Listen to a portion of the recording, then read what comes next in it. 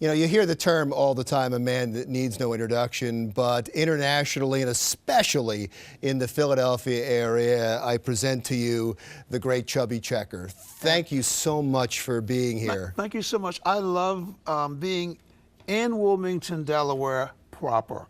I'm always in this town. I'm traveling through this town all the time. I actually lived here for about a year, but I love this town. It's a hot little town. People are crazy and very nice here. You know, in reading about you and researching you, I knew about The Twist. I know that's the #1 song of all time and has been voted so time and time again. And in record sales, you know, if you take inflation into account, it is by far the best-selling song of all time. So I knew that.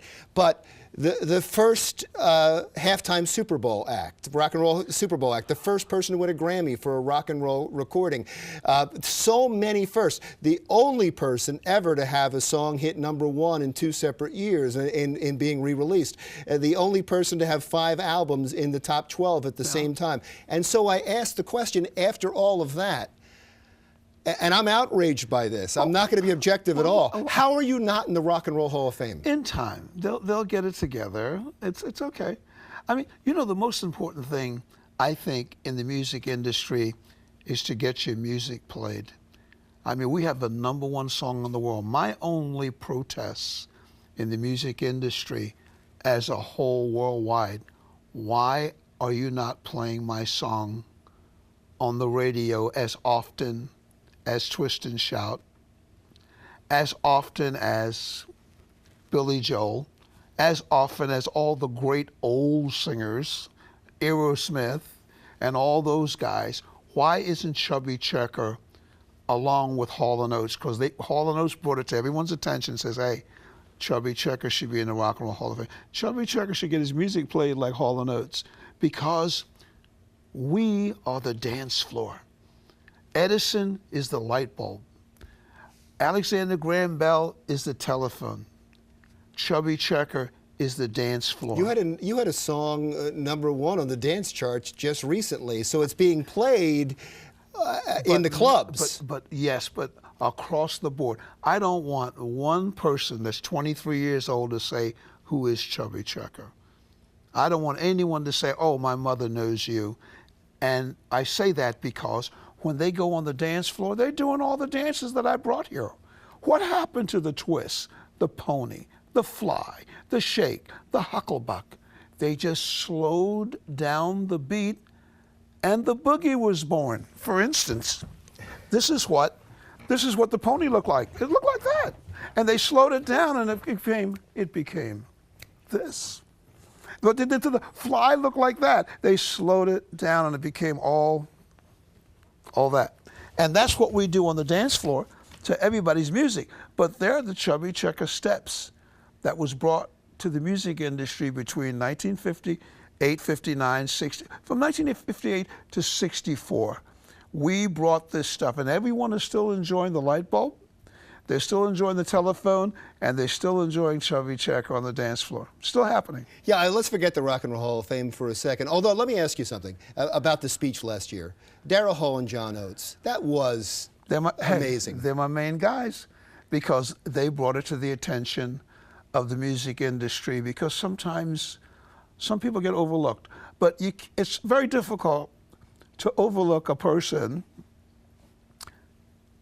that brings the dance to the floor for everybody's music.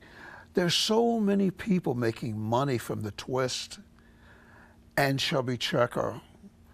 Amazing. Go to the supermarkets. There's got to be 100 Twist products on the shelves. You know, the advertisements on TV and radio. Somebody's doing the Twist. No matter someone's doing the Twist all the time. And on the dance floor, we make millions and billions of dollars as a result. All I want. Play my music, that's all I want. Well, your music's being played. You're talking about the radio, but like every wedding you go to, every event you go to. If they're playing the Rolling Stones, you know, I want to get played.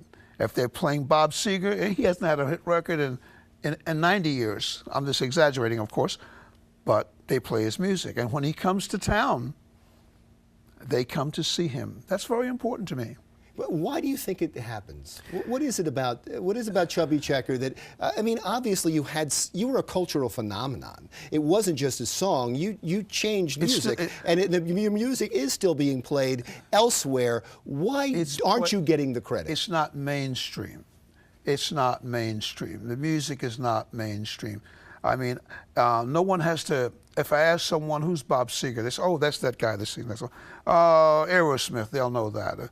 Who is Billy Joel? They'll know that, and they will know even some old singers. They'll say, "Yeah, oh yeah, we know those guys." And Frankie Valli, "Oh, well, we know him. He gets his music played." I don't want people to say who's Chubby Checker. I want them to say Chubby Checker. Oh, the Twist. Even if they hate it, it's Chubby Checker. But we're coming to Rodney Square. That's right. It's a couple of hours now from. And it's going to be. It's happening at Rodney Square, and we are going to burn that place down. I mean, our show is what we have.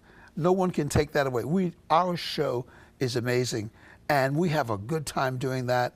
And this is the reason why we're still in business, because anyone that gets hit by our drug, they come back to get it again. Oh, that's amazing. And it's wonderful. Well, you're very zen about it, but I am absolutely outraged you're not in the Rock and Roll Hall of Fame. And I would just tell people that are online that you should tweet about this. You should go to Facebook pages. There are online petitions, and you can reach out to the Rock and Roll Hall of Fame. And please stop this. Make sure that Chubby Checkers gets in, because I saw Donna Summers finally got in, and she had passed away. That's not good. Yeah, no. And no, not when you die. No, you should be in now. I always say, now, if they wait until I get a little too old and I can't benefit from it, then I'm going to sort of say, fellas, thank you, but I pass on it. But that's not, it's not really that important.